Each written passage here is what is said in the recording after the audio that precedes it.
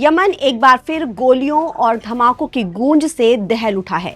Houthi विद्रोहियों ने Yemen में हद्रामौत और मारिब प्रांतों में सरकारी सैन्य ठिकानों को बैलिस्टिक मिसाइलों और ड्रोन से निशाना बनाते हुए बड़ा हमला किया, जिसमें 58 सैनिकों की मौत हो गई। कई सैनिक घायल हुए हैं, जिनका इलाज अस्पतालों में चल रहा है।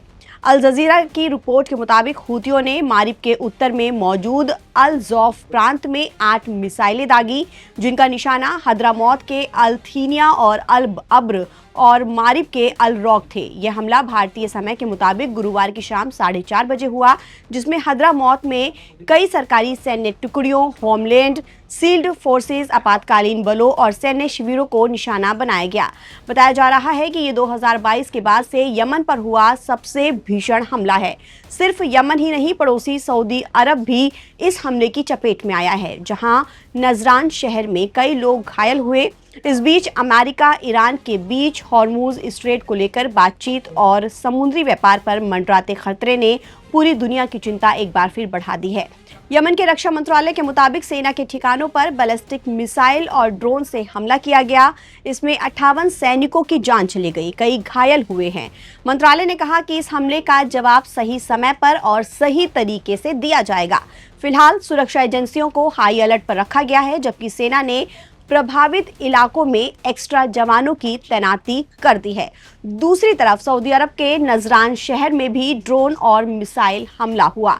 इसमें 11 लोग घायल हुए हैं, जिनमें सऊदी, यमन, मिस्र और पाकिस्तान के नागरिक शामिल हैं। एक 4 साल का बच्चा भी घायल हुआ है। हमले के बाद कई जगह आग लग गई, लपटे और धुएं का गुबार दूर दूर तक दिखाई दिया। माना जा रहा है कि मिसाइल हमले के चलते ही ये आग लगी है, जिसे राहत और बचाव टीमों ने कड़ी मशक्कत के बाद बुझाया।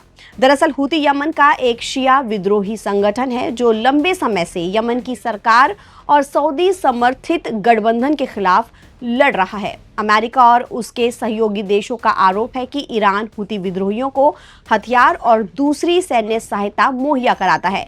जानकारों का मानना है कि जब भी ईरान पर अंतर्राष्ट्रीय दबाव बढ़ता है, तब हूती अपने हमले तेज कर देते हैं, जिससे पूरे क्षेत्र में तनाव फैल जाता है और वैश्विक व्यापार भी प्रभावित होता है, जिससे विरोधी देशों का ध्यान कई जगह बढ़ जाता है और ईरान पर सीधा दबाव कुछ कम हो जाता है।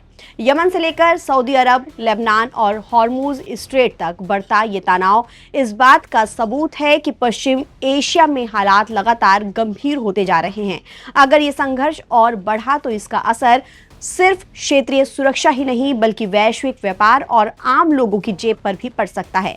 फिलहाल पूरी दुनिया की नज़र इस संकट और उससे जुड़े कूटनीतिक प्रयासों पर टिकी हुई है। ताज़ा अपडेट के लिए आप बने रहिए नवभारत टाइम्स के साथ।